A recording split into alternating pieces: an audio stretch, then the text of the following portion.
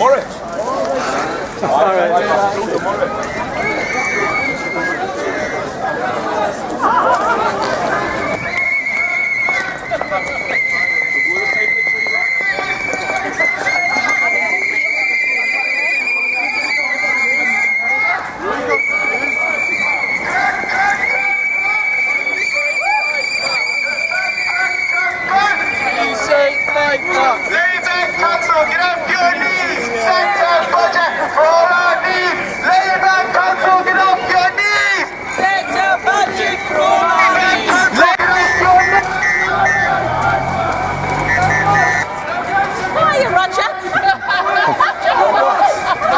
Council cuts! No ifs! No buts! No Gateshead Council cuts! No ifs! No buts! No Gateshead Council cuts!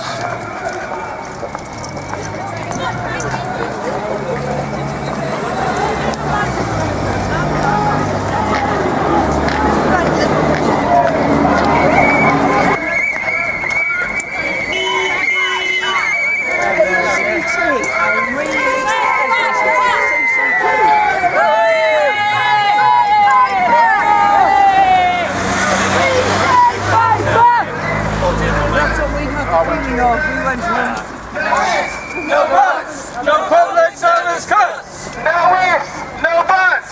No public service cuts! No ifs! No buts! No public service cuts!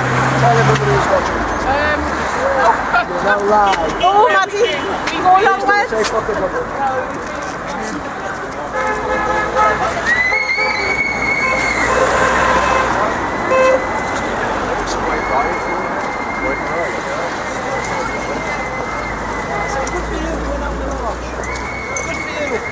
Stand up for yourself. We say fight back. We say fight back. We say fight back.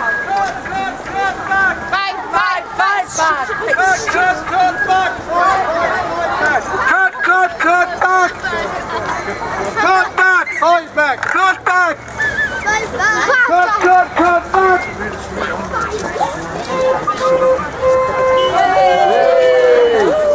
I'm a union rep as well, but I don't work for the same branch. I work over at Washington Durham House. All right. To fighting Molly and Rod, they're fighting against the cuts, so I think we need to give ourselves a big round of applause on this cold morning.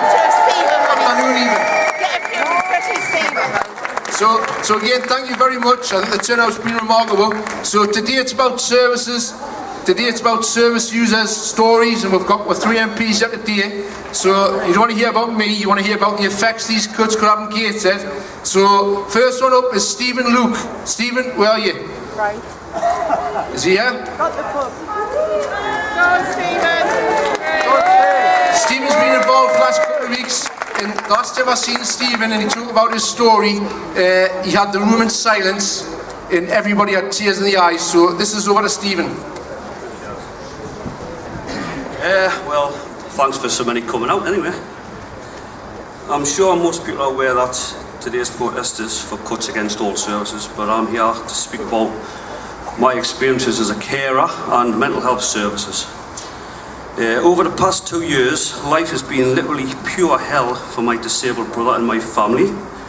Service has been so appalling that it's almost cost my brother's life on several occasions due to negligence and bad practices. After being in and out of mental health hospitals 3 times due to side effects and medication and the failure of home-based treatment, my brother then became so psychotic and deluded that he approached and threatened his neighbours with a rifle, a knife and a bat, where he was then surrounded by armed police and he himself could have been shot.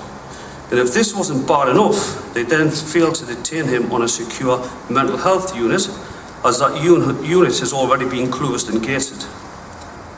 So he was then detained on a non-secure ward, where a few days later he escaped, which meant the police not only had to search for him, they also had to surround his neighbour's property in fear that he might return there and threaten them once again, which meant that family had to relive that trauma, and whilst my family and myself were ill with stress and anxiety. Also, the only reason they eventually caught my brother was due to him assaulting a member of public in the city centre. He was then admitted to a secure ward in Newcastle, and during the past 10 months, he has now been transferred to 4 different hospitals, 6 different hospital wards, and has had 6 different psychiatrists, during which time they have not only misplaced the medical records, they have also made a multitude of errors. The reasons for his transfers to so many wards are due to the lack of beds, and also to the lack due to some of the wards closing down while he was waiting to be placed on a suitable mental health forensic ward for a full assessment. Also, during his first 2 admissions into hospital, he was sent to out-of-area services due to the lack of beds again in our locality, and his 3rd admission, he was put on the non-secure ward when he should have been put on a secure ward, but that was closed down. The outcome of the already lack of mental health services have not only caused a lot of stress and anxiety and put my brother's life at risk, they have also put my life and that of his neighbours under threat, and have also caused a member of public to be assaulted. They have also wasted even more police time, and for my brother now to be detained in hospital indefinitely, and he has now been evicted and became homeless in the process. If mental health services were adequate, then these appalling events may have been prevented. Yet the clinical commission groups are now discussing the need to cut hundreds of more mental health beds, when over the past few years they've already closed every mental health intensive care unit in Newcastle, North Tyneside, South Tyneside and Gateshead. If further cuts go ahead, it will mean the closure of the Tranmere unit and other services in Gateshead and Newcastle. These cuts are also happening nationally due to the government's austerity measures. Also, more and more are living on food banks, becoming homeless, while suicides and mental illness are on the rise. There are more and more mentally ill ending up in prison due to the lack of mental health beds, and the police are even having to detain some patients in police cells for days on end until they find a bed, which in some cases have been over 300 miles away. The mentally ill are being exploited in the name of reduced funding, and to suggest even further cuts to mental health beds goes against the duty of care and the Human Rights Act. The present state of mental health services are making people ill, and how far do they want to go, and how many more people must suffer before something is done. Myself and other carers and service users are now fighting against these cuts. So if anyone wishes to be involved, whether they be a carer, service user, staff nurse, psychiatrist or any member of the public, please contact Gateshead Carers Association or Gateshead Crossroads or Gateshead Public Services Alliance. Thanks.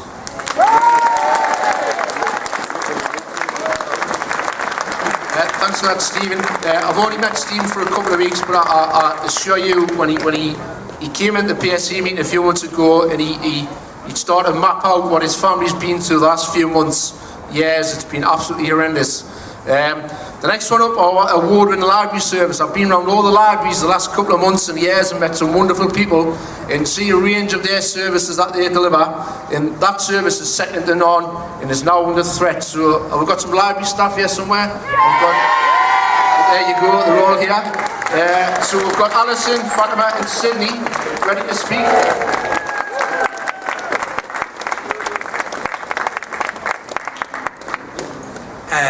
I'm a member of Ferren Library, and the reason I'm here is the staff is, the gentleman before me said, the staff are marvellous, and the council said that they wouldn't close the place if we volunteered.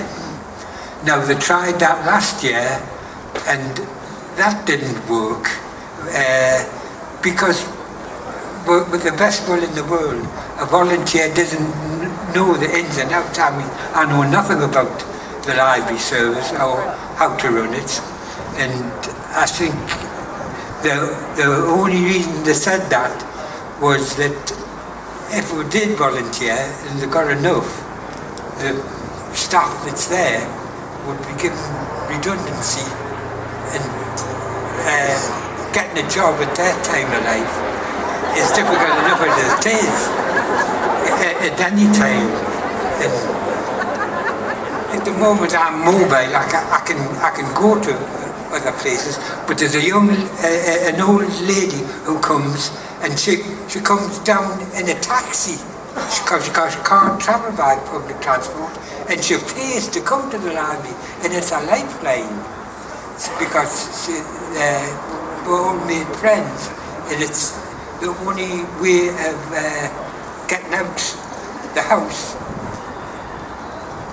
to visit the library. And it's in the mental health people, it's also all these that'll want them in the future. I mean, and the way Stephen said about his brother, the treatment, and want to cut that service, I think that's tantamount to murdering people. In a Labour controlled council shouldn't be entertaining any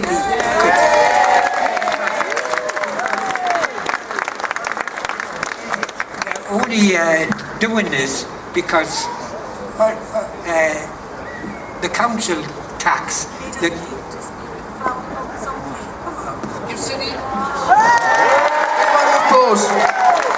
I love the sign, handmade, last week in the Unison office. Just a quick next speaker, Hello, my name's Alison. I'm from Felling, and there's a few of us here use the library every single day.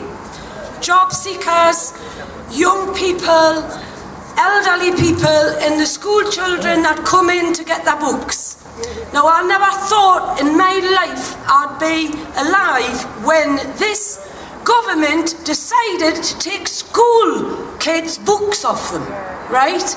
The services that we're losing, and we've had enough is enough. And I can't believe the turnout that we've had today. It's absolutely fantastic. Well, thanks very much. Thank you, Alison. Well, 3 MPs are here, so I think Stephen's going to pop up and say a few words first, and then we'll get somebody else in, then the other ones. Stephen?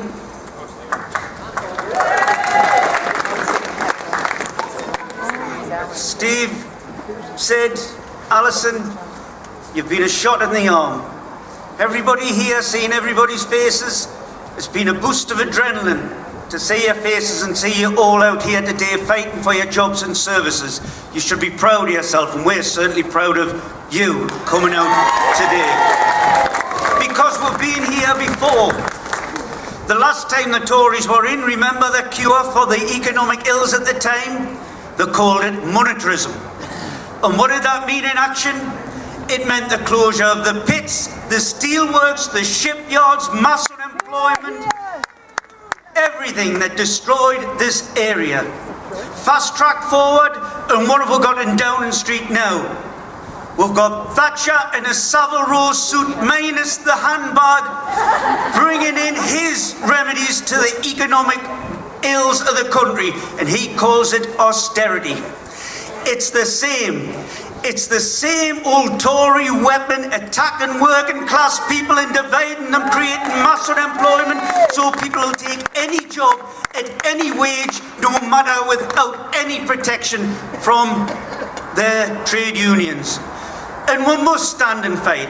And we must fight against the schools being turned into private companies. We must fight against the privatisation of the National Health Service. And we must fight to save all our services in local government. And we must stand by the poor, the sick, the disabled, the people in society who are struggling most, because they aren't to blame. It was the greedy bankers that have put us in the position that we're in today. And we should be going back to them instead of giving them £90 billion in bonuses, which they've had since the crash actually took. We should be taxing them to keep these services opening. Thanks a lot. Keep the fight up. We look forward to seeing you on May the 7th to get rid of this government. And And I hope when Clegg and Cameron go to the dole, it's a public sector worker that's signing them on. Thank you for that. The next service that getting discussed in the next few months is the older people service. And today we've got Priscilla and a service user, just walk around, from that service. Just to give you a brief outline where it's at, it's a fantastic service. They do more than ironing, believe you me, they do more than ironing. We grew out of a housework service, but it became apparent that people need much more than housework when they're older to keep them living independently. We work with our clients to help them manage the things and keep themselves independent. I couldn't be more proud of the colleagues who work with me on this service. I hear time and time again about little things support workers have done which have made big differences to their clients' lives. We asked our customers, why do you need our support? And here are a few of their responses. I'm nearly 90, and this service helps me feel less alone and isolated. It helps me maintain my independence and live my life to the full. I can't get out of my house without it. I don't have any family or friends to help me with day-to-day life. I'm a disabled person. This service gives me independence living in my own home. This is the only female companionship I receive on a regular basis. I'm housebound without my support worker. She takes me out and helps me with my appointments. I have no family, so I only see my support worker. She is very helpful with things I don't understand. Money letters, phone calls. She helped me with my brother's death and funeral. I need this support as I can't read or write, and because I've had a stroke, my speech is impaired. So I need someone to talk for me. I only have a son who works away, and I am now housebound. The only person I see each week is my support worker. The only time I go out is with my support worker.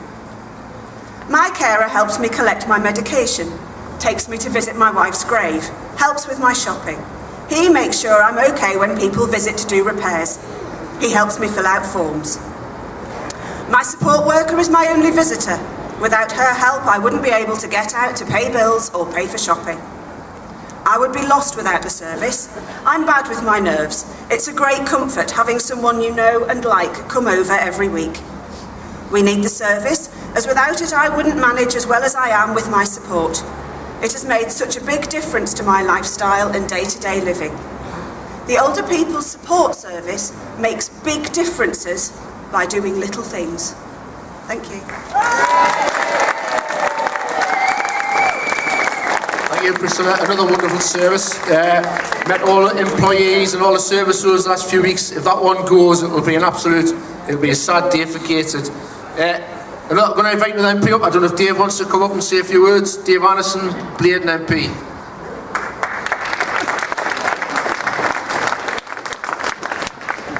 Good afternoon. There's more people there than working here now. In 6 weeks' time, I'll have worked 46 years in the public sector, 20 years a miner, 16 years for the council across that strip of water over there, and 10 years in MP. And frankly, I never thought I'd hear myself say this, but things are worse today than they were under Thatcher. And the worst today because what they've managed to do is to turn working people against working people, to turn poor people against poorer people, to turn black against white, and to turn rich against poor. So we've got a huge fight on our hands. We've got 13 weeks to save this country, and I don't say that lightly, because the truth is, you think it's bad now? If we don't stop the Tories getting in, whether they've got the Liberal Democrat henchmen with them, or UKIP, or some other bunch of right-wing, I won't swear because it's not the right thing to do. My sister's out there, library worker, so I don't want her shouting at us. But whoever they cobble together, they've got a plan to take this country back to the 1930s, because they detest the public sector. They detest what it stands for, because what it stands for is progress. What it stands for is taking money off them and giving it to us, the people who can't afford to survive in this life. Do you know how much the average chairman of a FTSE 100 company made last year? £4.27 million. Do you know how much rise the directors of those companies got last year? 21%. and they cannot find 1% for our nurses, for our care workers, for the bin men, for the cleaners, for the people who make this country a civilised country. Now, you'll hear from some people over the next few weeks who'll say it makes no difference who you vote for. Tell you what, you tell me if the Tories are going to do this. Are they going to repeal the Health and Social Care Act? Are they going to repeal the bedroom tax? Are they going to put the 50p tax rate back in? Are they going to put the 10p tax rate back in? Are they going to introduce a mansion tax? Are they going to introduce a banker's bonus tax? The answer to all of them is no. We committed to that with a manifesto that's been pulled together with the support of the trade unions represented here today. We've got one chance to save this country, and if we mess it up, we'll only have ourselves to blame.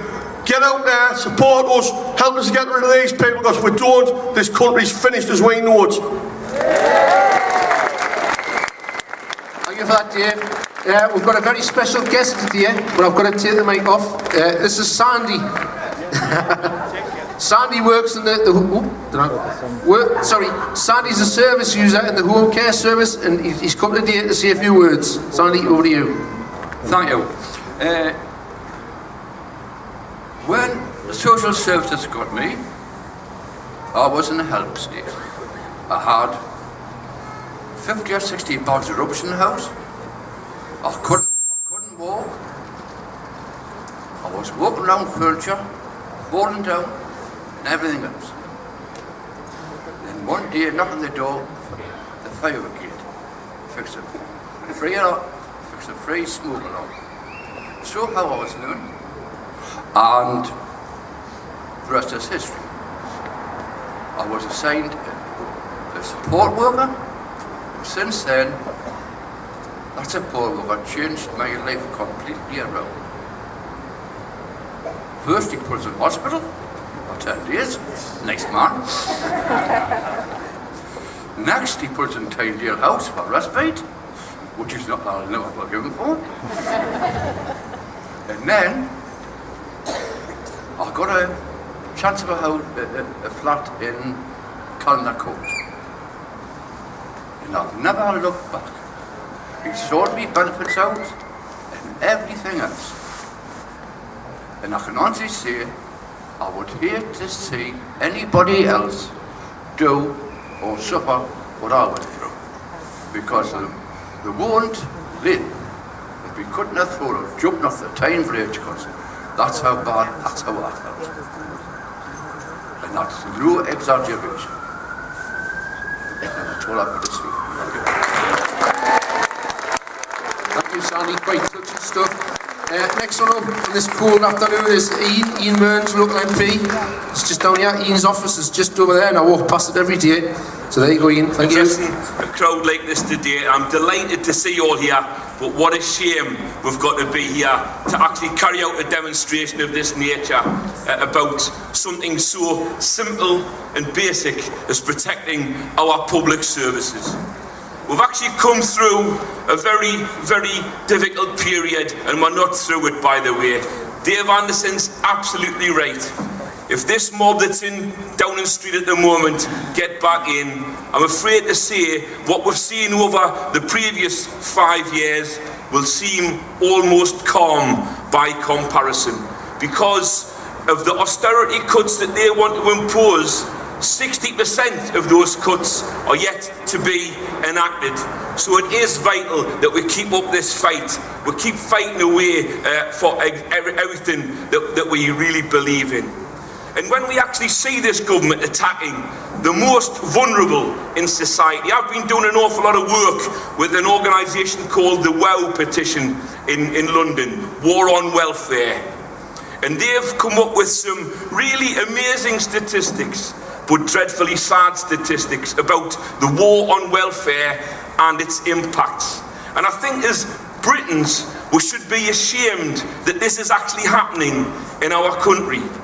The punitive measures of work capability assessments being imposed by DWP, enacted by Atos, seeing, and this is absolute fact, comrades, 4 people per day dying within 6 weeks of being declared fit for work through the work capability assessment. 4 people per day dying within 6 weeks of being declared fit for work.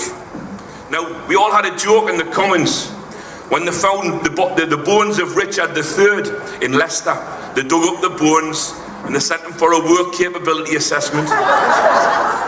And they found he was fit for work. And he'd been there for hundreds of years. And that's how valid these work capability assessments are. We've got to protect our libraries. We've got to protect our adult care services. We've got to protect the services that look after the most poor and vulnerable in our society. And we can afford it. We are the 6th richest country in the world. And when the Greeks don't pay their taxes, they say it's endemic corruption. And when the upper echelons of society in Britain avoid their taxes, it's standard business practice. We've got to put an end to this. It's one law for them and another law for us, the people of the North East and the ordinary working class people up and around the country. After the Second World War, this country was bankrupt, and yet the Labour government in 1945 embarked on the biggest programme of public works that we've probably ever seen. They built houses, they built libraries, they built schools, and they built the National Health Service that we're still trying to protect today. Comrades, where there's a will, there's a way. And we've got to fight for that way. We have the will. We must find that way and fight for it. Thank you very much indeed, comrades. Thank you, Ian. I've just been reminded today is National Libraries Day. So a big cheer for our libraries, eh? Come on, come on. We've got another guest, second from last. It's Tony Dowland. Tony is from the People's Assembly and a member of the PSA. Tony is at every meeting, every month, contributes, gets people active. So over to Tony. Thanks, Dave. Hang on. I don't want to actually have to hold up. There we are. Is that better? No, I'm not taking a selfie. I want to be able to. No, I'm going to have to do it. Right, okay. Greetings. Okay, I bring you greetings from North East People's Assembly Against Austerity, and also from Gateshead NUT, which I'm a member. And I'm proud to be standing here today on a platform of anti-austerity with my MP, Dave Anderson, and all the other MPs and all of you today. It's a fantastic turnout. I just want to start with a quote, actually. It might sound a bit odd, but bear with me. It says here, "It is known to the force of a single pound weight what the engine will do. But not all the calculators of the national debt can tell me the capacity for good or evil, or for love or hatred, for patriotism or discontent, for the development of virtue into vice or the reverse." Now, the reason I read that out is partly because it manages the national debt, for which the Tories seem to be obsessed with, but it's from Dickens. It's from Charles Dickens' Hard Times, and today it's his birthday. He would be 202 years old today, and I think Dickens knew something of austerity in Victorian times, and it is a sad and outrageous thing that 202 years on, with the vast wealth created by the people of this country, that whilst they're bailing out the bankers and the tax cheats and the fraudsters, that we're closing libraries, dismantling leisure facilities, and handing over the care and welfare of our old folks and our senior citizens and our vulnerable friends and neighbours with mental health issues to the free market or to no market at all.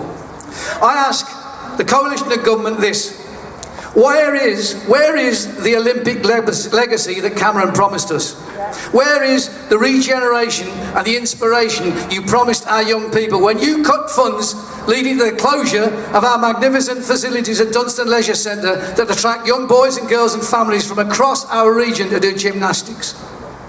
I ask the coalition government this: if you are so concerned about the standards of literacy, why are you cutting our funds and forcing us to cut libraries?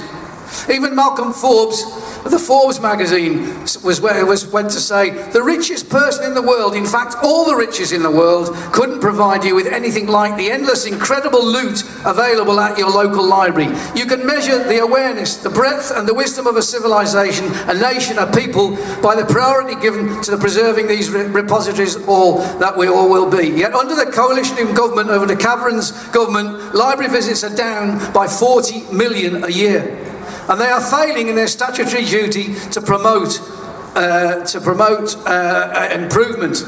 Libraries, we know, are part of our vital social and cultural life, aren't they? And finally, sometimes these things don't work, do they? Yeah. Finally, I asked the coalition this. Why, after promising more funding for the poorest areas to tackle health inequalities, are you cutting funding which leads to greater health inequalities and the loss of older people's services and mental health services? So we say, stop making the poorest pay for the bankers' mistakes, stop lining the pockets of the rich, stop privatising the NHS. We need to end austerity now. It doesn't work, it is unjust, immoral and it's undemocratic. So we say emphatically, no more cuts, make the banks and the tax cheats play, and we say to our councillors, we don't support these cuts, but we will support you in a fight with this government, and we will stand together to say no more cuts, no more library closures, support the Olympic legacy, keep open our leisure services, our mental health services, and support for our senior citizens. We stand together, young and old, to say no more cuts. And as Dickens said, there is a wisdom in the head and there is a wisdom of the heart. Do the wise thing and the kind thing too, and make the best of us, not the worst. Thank you. Thank you, Tony. Last speaker is my colleague from Unison, Claire Williams. Is there Claire? Is Claire anywhere? Yes, she is. Thank you. So I'd just like to say thank you all for coming. Just to remind you again, this is the actual first public march Gateshead has ever had for public services. So I think again another massive round of applause to you all because it's a fantastic turnout.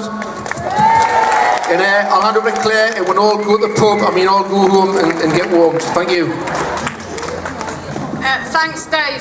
But most importantly, I want to thank everyone who's come here today. The work of the Gateshead PSA is absolutely brilliant, and actually it shows the importance of trade unions and ordinary people coming together to campaign against the government's cuts. And as speakers have said, we need to be really clear. There's 88 days till what is probably one of the most important general elections in this country, and we need to also understand that activity makes a difference. There's a right-wing press that is trying to say to people, don't vote Labour, don't do this, what difference can you make? My message from Unison is, as individuals, you can feel that you cannot make a difference, but actually when we come together, as people have done on events like this today, you see that you can make a difference. And I think, we also have to recognise that these type of events are the start of something, not just a one-off event.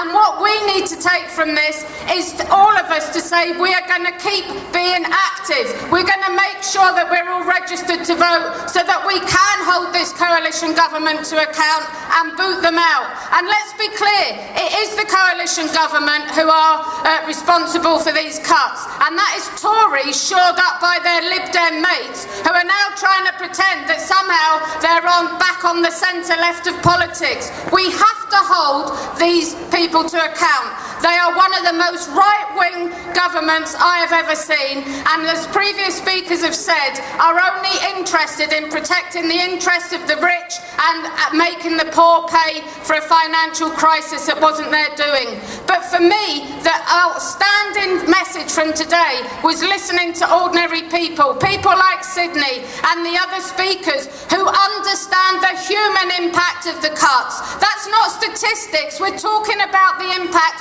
on real human beings. And as real human beings who want to live in a different type of society, we have to do more of this. We've got to go out to people we live next door to, we've got to go back to our workplaces on Monday and tell people we can make a difference. We don't have to put up with this. Everyone needs to vote. Everyone needs to get involved in trade union activities, in the other community campaigning activities we've heard about. Everyone needs to join a trade union, and we need to make sure that later this year the Tories and Lib Dems are booted out, UKIP are eradicated for the racist scumbag they are, and actually we have the type of society that stands up for the most vulnerable and we work together. I believe when people come together we can make a difference. So thank you for coming today, but keep getting involved in activity. Come to the Gateshead PSA and let's make sure we get a government that will represent us and the most vulnerable people as opposed to the rich. Thanks very much. Thank you, Claire. Just up here, we've got one more speaker. Gates and Poland, I'm going to go over. This is a colleague from the Gates and Poland Centre that would like to say a few words. I'm a bowler at Gateshead Bowling Centre. Our bowling centre's obviously unathletic, everywhere else is. But what disappoints me, we've got over 500 users, which is climbing more every week actually, because as other centres have shut in other areas across the water. We have the visually impaired, we have people with heart problems, we have the Stroke Association, active age group, and the users, the average age, believe it or not, is 70-year-old. I've sent petitions to the council and everything. I've wrote the MP, I've wrote to Cameron, I've wrote to Clegg. They say like the Department of Health is responsible to keep places like this open, so hopefully there's another iron in the fire. But what is really annoying is the shortfall at Gateshead Bowling Centre, which is, well, most people probably don't know where it is. It's just along the road. It's 1% of the council's shortfall. It costs 34,000. Now we've got 500 users. A lot of them are single, so lost their partners. If they don't have the bowling centre, they then will be sitting in the house and vegetating, which then gives the council or the government another 500 people to look after. Thank you. We've got one more request for a massive big photo. So what we're going to do is get everybody up here the stage with the banners, and then we're going to